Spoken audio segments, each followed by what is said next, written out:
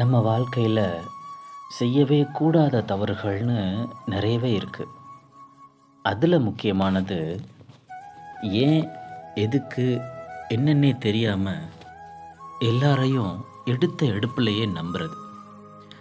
ஏன் நாம் நம்புகிறோம்னு நமக்கே தெரியாது, ஆனால் அளவுக்கு அதிகமாக நம்புவோம்.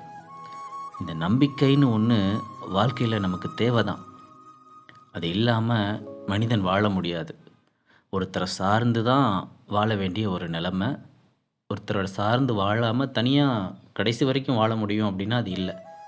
யாரோ ஒருத்தரை நம்பித்தான் ஆகணும். ஆனால் பாருங்கள், நாம் ஏன், எதுக்கு, என்னன்னு தெரியாமல் அளவுக்கு அதிகமாக நம்புகிறோம் தெரியுமா?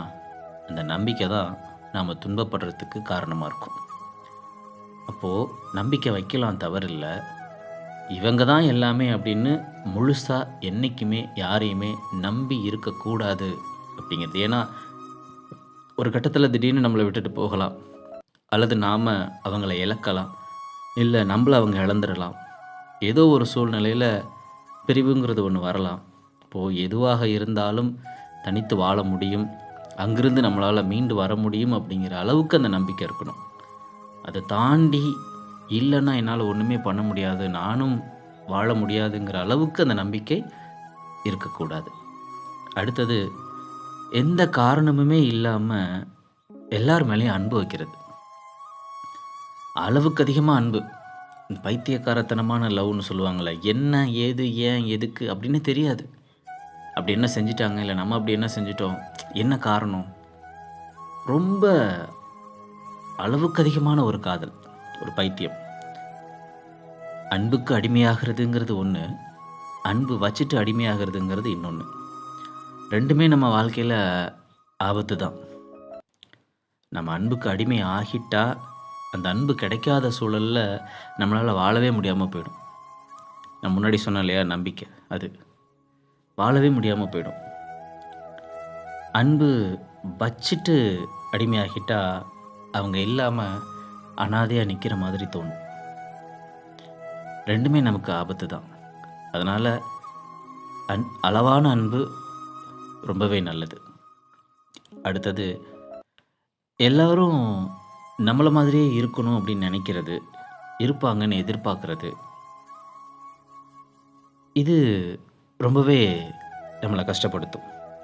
ஏன்னா இங்கே யாரும் உங்களுக்காக உங்களை மாதிரி இருக்கணும்னு பிறக்கலை, வரலை, வாழலை.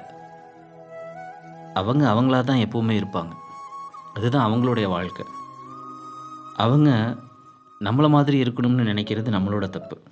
அந்த எதிர்பார்ப்பு அவங்கக்கிட்டேருந்து நமக்கு பூர்த்தி ஆகலை அப்படிங்கிறப்போ அது ரொம்பவே நம்மளை கஷ்டப்படுத்தும். அதனால் அவங்களா இருக்கிறாங்க, நீங்களாக இருக்கிறீங்க, உங்களை மாதிரி அவங்க இருக்கணும்னு நீங்கள் நினைக்காதீங்க. அது உங்களுக்கு தான் கஷ்டத்தை கொண்டு வந்து தரும். அடுத்தது, இருக்கிறத வச்சு திருப்தியாக வாழ தெரியாத மனசு இருக்குது. அதை வச்சு என்ன பண்ணலாம், எப்படி வாழலாம் அப்படின்னு யோசிக்காமல் இல்லாததுக்காக ஏங்குறது, இல்லாத ஒன்றுக்காக நம்மளை நாமே கஷ்டப்படுத்திக்கிறது, இருக்கிறத நினச்சி பெருமைப்படுறதை விட்டுட்டு இல்லாததை நினச்சி கஷ்டப்படுறது.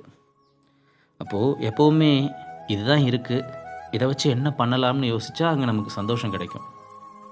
இதை வச்சு என்ன பண்ணுறது, பத்தலையே அப்படின்னு யோசித்தா கஷ்டம்தான் மிஞ்சும். அந்த மாதிரி நம்ம வாழ்க்கையில் செய்யக்கூடாத தவறுகள் அல்லது கடைபிடிக்காத தவறுகள், செய்கிற தவறுகள், கடைபிடிக்காமல் விட்ட தவறுகள்னு நிறையவே உண்டு. அது தொடர்பாக அடுத்தடுத்த வீடியோக்களில் பார்ப்போம். நன்றி.